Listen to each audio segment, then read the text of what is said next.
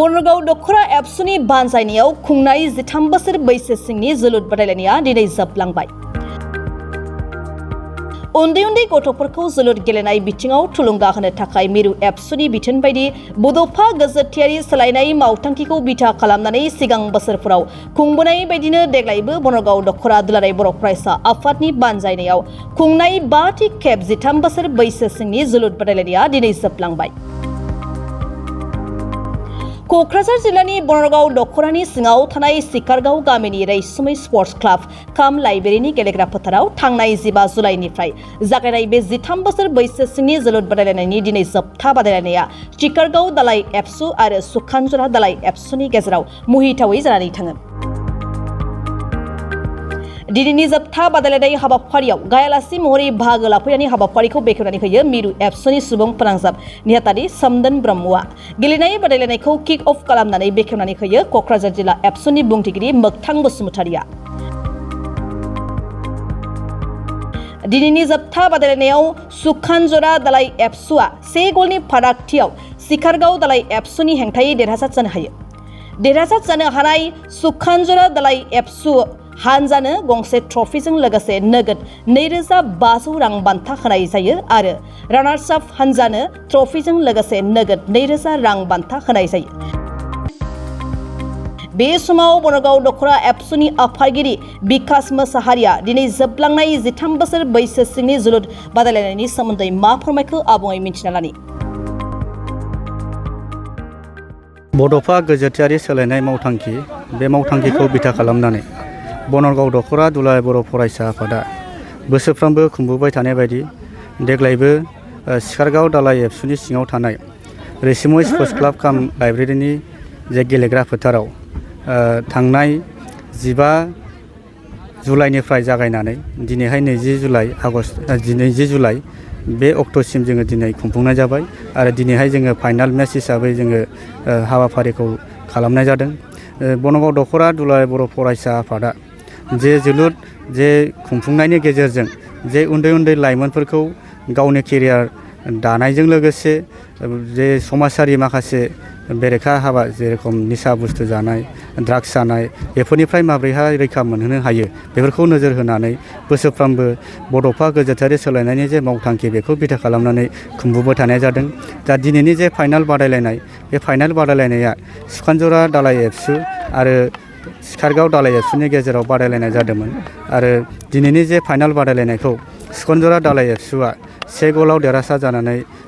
दिनैहाय देरहासारनि ट्रफिखौ लानो हादों। दिनैहाय बनरगाव दख'र दुलाराय बर' फरायसा आफाद हिसाबै जोलुरजों मोनसे नाम दोननाय मोनसे जोंनि एरिया हिसाबै दङ। बर'नि जे जोलुरनि राजा हिसाबै जे जोंनि बनरगाव दख'र दुलाराय बर' फरायसा आफादनि सिङाव थानाय जे खाग्राबारिनिफ्रायनो जे बिनद दाब्ला जे जायखौ जों जोलुरनि राजा हिसाबै जोङो बिमुं होदों बिथाङाबो जोंनि दख'र एबसुनि सिङावनो जोनोम मोननाय सासे फुटबल गेलेगिरि आरो बेजों लोगोसे जोंनि बनरगाव दख'र एबसुनि सिङावनो आरो खाग्राबारि गामिनिनो जे हिन्जावसा गेलेगिरि जे आइजो गेलेगिरि उफुर्ना नार्जारि बिथाङाबो जोंनि दख'र एबसुनि सिंनिफ्रायनो सासे गेलेगिरि हिसाबै बिमुं मोननाय। दा बर'नि जारिमिनाव जे जोलुराव जे जोंनि बनरगाव दख'र एबसुआबो जे मोनसे नाम खामायनो हानाय बियो जोंनि थाखाय जोबोद बाख्नायथाव। दिनैनि जे जोबथा फाइनाल बादायलायनाय जे हाबाफारि बे हाबाफारियाव जोङो बेखेवगिरि गाहाय आलासि महरै दुलाराय बर' फरायसा आफादनि सुबुं फोनांजाब नेहाथारि मानगोनां सोमदोन ब्रह्म सारखौ जोङो हांख्रायना लाबोदों आरो बेजों लोगोसे जोंहा गोबां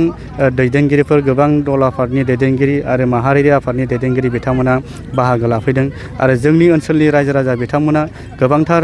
गेलेनायखौ नायफैनानै गेलेगिरिफोरखौ थुलुंगा होनायजों लोगोसे जोबोद मेहेरगोनां खालामफैदों। जिहेथु बनरगाव हालामा जोलुरनि मोनसे मुंदांखा जायगा आवग्रिनो हादों फैबाय थानाय इयुन जोलैफोरखौ नोंथाङा मा खावलायनो सानो? जे जोंनि ओनसोलावनो जे बर' हारिनि जे जारिमिनाव सोरजिजानाय जे जोलुरनि राजा बिनद ब्रह्म आरो बेजों लोगोसे उफुर्ना नार्जारिमोन बायदि गेलेगिरि जे जोंनाव मोननो हादों। दा जोंनि लाइमोनफ्रा बा जोंनि उन्दै उन्दै गेलेगिरि फंबाय बिनानावमोना जाहाथे बिथांमोन बायदि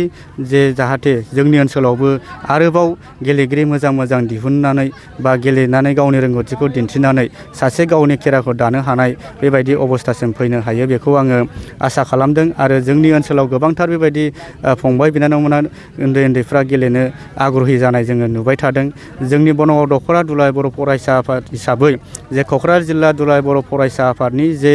13 बोसोर बैसो सिंनि जे जोलुर बादायलायनाय खुंफुंनाय जेब्ला सेथि खेब खुंफुंनाय जादों बे समावबो जोंनि दख'रा एबसुनिफ्राय जोङो फाइनालसिम सौहैनानै जे रानार आप जानानै फैनो हादों आरो बेनि उनाव थांनाय बोसोराव जोंनि बनरगाव दख'रा दुलाराय बर' फरायसा आफादनिफ्राय फाइनालाव सौहैनायनि गेजेरजों चेम्पियन जानानै फैनो हादों। बेयो जोंनि थाखाय जोबोद बाख्नायथाव आरो जोङो गोग्गानानै लानो हागोन आरो बेजों लोगोसे थांनाय बोसोरावनो क'क्राझार जिल्ला दुलाराय बर' फरायसा आफादनि जे हिन्जावसाफोरनि जोलुर बादायलायनाय खुंफुंनाय बेयावबो जोंनि बनरगाव दख'रा एबसुनिफ्राय जे फाइनालसिम सौहैनानै रानार आप जानो हानायाबो जोंनि जे ओनसोलनि आरो दख'रा आफादनि मोनसे बाख्नायथाव होननानै जों सानदों आरो उनाव जे जोंनि लाइमोनफ्रा बिथांमोननि जे देरहासार जानाय बेखौ नुनानै जे गेलेनो थाखाय थुलुंगा मोनगोन आं बेखौ आसा खालामनाय दं। गोजोन्थों।